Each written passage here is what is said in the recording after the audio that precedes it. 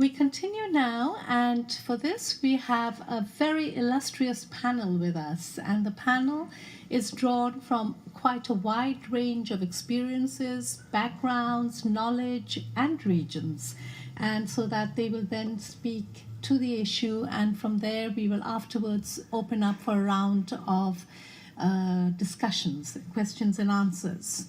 So I will first ask the panelists, and for the first one we're going to have Miss Amy Juan, who is from Tohono, Desert People Nation of Southwest Arizona.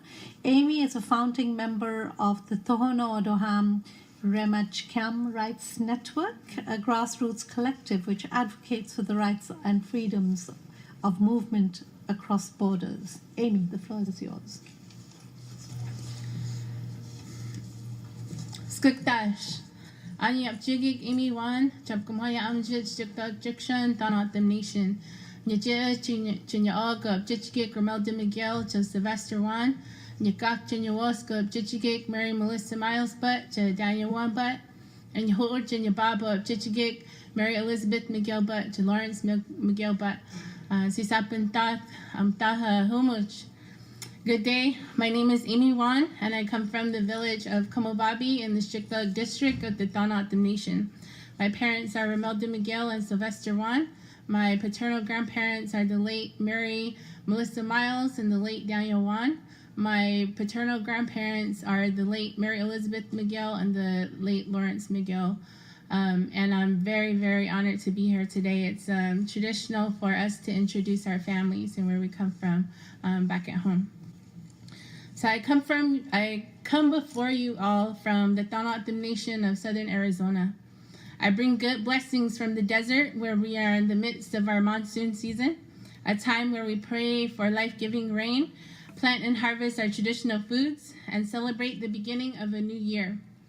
We are a humble but strong people who call the desert our home, whose name embodies it, and who are blessed to still exist in the places that our songs, our dances, and our stories come from when our world was created. Our traditional homeland spans south to Hermosillo, Mexico, north to the city of Phoenix, west to the Sea of Cortez, and east to the San Pedro River. Today, the Tohono Nation consists of 2.8 million acres, which is comparable to the state of Connecticut, and shares 75 miles of international border with Mexico and the United States. Which divide our lands and our people in half. Many of our O'odham relatives still occupy communities in what is now Mexico, communities like Judaguahia, Wo'oshan, Ju'ikush, and Kitavak that are sanctuaries for some of our most sacred sites and ceremonies. Militarization and occupation have been enforced on the Tohono Nation and other native nations for a very long time.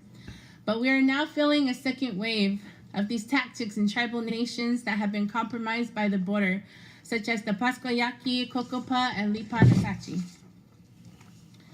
Since 2002, with the establishment of the Department of Homeland Security and the Southwest Border Strategy, we have come to look around us and live with checkpoints to every entrance and exit to the Tohono Nation.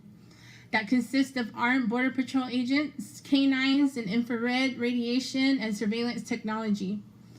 We have about 300 to 400 armed agents and vehicles patrolling in and around the Tohono Nation daily, and have 2 fully equipped forward operating bases. We not only face the threat of a border wall, but also anticipate the erection of 12 permanent surveillance towers that our traditional leaders are concerned will affect our precious pollinators, which in turn affects the foods and medicines that we as people and our wildlife utilize for our well-being, our ceremonies, and our overall way of life that we as O'odham call Himadak. I am 32 years old, and I am the last generation to know what it feels like to have total freedom of movement on our own lands. I'm the last to know what it's like to travel to neighboring cities to do simple tasks like grocery shopping and not be asked, are you a U.S. citizen? We are located in a part of the desert landscape where many migrants cross the border.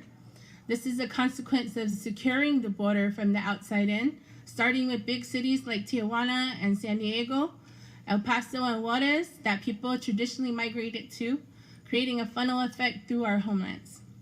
Since 1991, at least 2,871 bodies have been found in the southern Arizona desert, and more than 40% of them have been found on the Tohono Nation. As of January this year, 9 bodies have been found. Under U.S. law, we are discouraged to provide them with water, food, or shelter from the heat as they travel through our lands. Our humanity and traditional values are violated as we are being criminalized for offering humanitarian aid by these inhumane policies and laws. In the desert, everyone has the right to water. Another form of extreme human rights violation has come to international attention along the border, the forcible separation of children from their parents and families. As we speak here today, more than 1,000 of these children have reportedly not yet been reunited with their parents. Our hearts and prayers go out to them as we Native nations are still healing from the forced assimilation tactics of the U.S. boarding school era and the mentality of kill the Indian, save the man.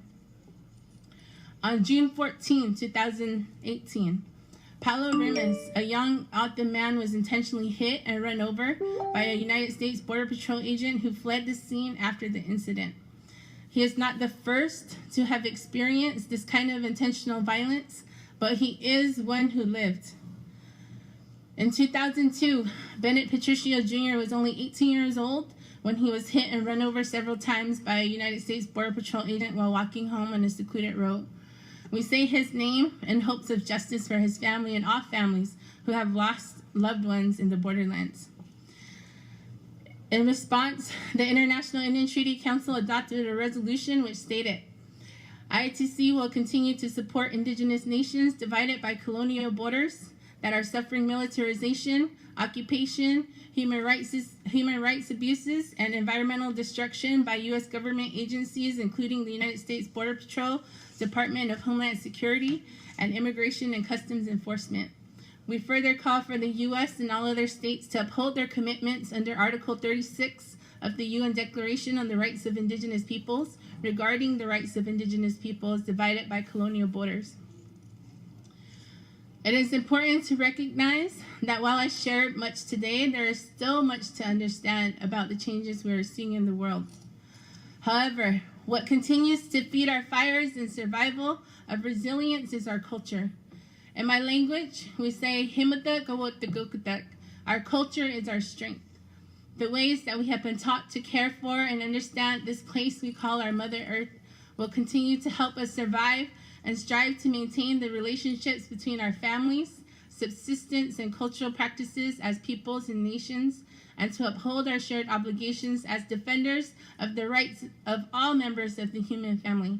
We must continue to support and fight for our collective and inherent rights. Together. Sapo. Thank you.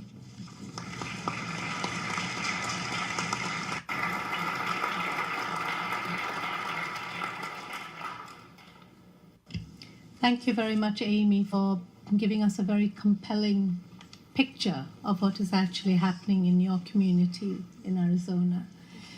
We move on now to